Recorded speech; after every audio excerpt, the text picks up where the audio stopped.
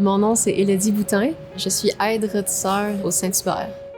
D'arriver à 8 h du matin, puis regarder dans le frigo pour voir s'il est bien rempli. Puis après ça, commencer à faire les coupes de choux pour la salade de choux. Je coupe le chou, je le mélange, puis je le râpe, puis je cube le chou. Ben moi, personnellement, je suis TSA. J'ai un trouble du spectre de l'autisme. Donc, je considère pas ça comme un handicap, mais plus, selon la description de l'autisme, c'est un retard d'apprentissage, puis avec des difficultés sociales. J'ai eu une entrevue avec la personne des ressources humaines, je crois, pour être embauchée. Ils m'ont demandé si j'avais des difficultés avec mon autisme pour qu'ils puissent s'adapter à moi. J'ai demandé si je pouvais avoir mes écouteurs pour travailler, puis ils ont accepté parce que ça m'aide beaucoup pour le bruit, d'entendre de la musique à la place d'entendre comme la plonge, les fours, puis les autres personnes qui travaillent.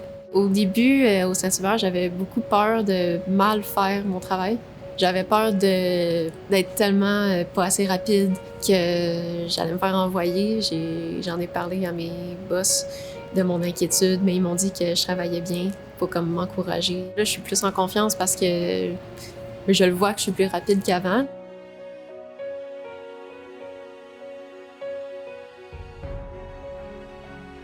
Ce que je dirais à quelqu'un qui serait neurodivergent ou qui a un handicap, je pense que de pas prendre ça personnel, ça empêche beaucoup de se faire sentir mal. Parce que moi, ça m'a pris beaucoup de CV, beaucoup de demandes avant d'être embauchée. Puis juste d'arrêter de prendre ça personnel, ça m'a empêché de me sentir mal.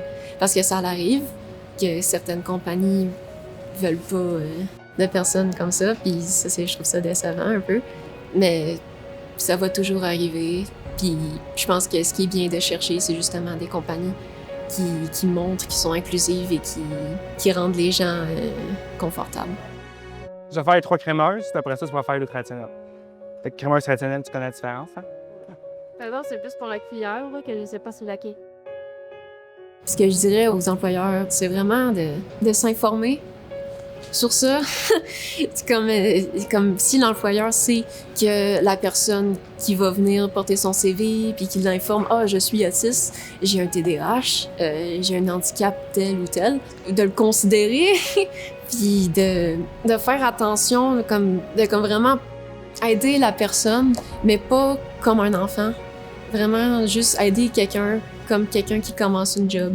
Puis pas comme quelqu'un qui comprend pas, puis tout. C'est normal de pas comprendre au début, que ça soit neurodivergent ou pas, puis handicapé ou non. C'est comme ça arrive. En général, je veux pas faire de généralisation après avoir dit en général, mais souvent, il y a des traits neurodivergents qui peuvent être très appréciés.